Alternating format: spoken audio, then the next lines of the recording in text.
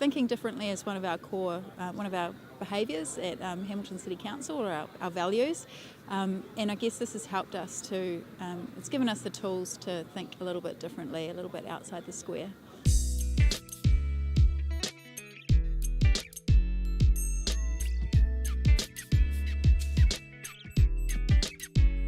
I'm Karen Saunders from Hamilton City Council. I'm the Group Business Manager for City Growth, but I'm also leading the innovation program at Hamilton City Council. Our wicked problem that we gave the Design Factory students was, how do we encourage more people to use alternative forms of transport?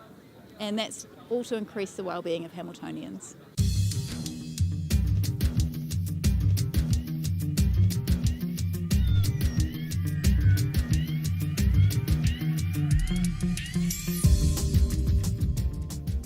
We've actually collaborated with the Design Factory, and they've provided us with training for design thinking for some of our staff as well.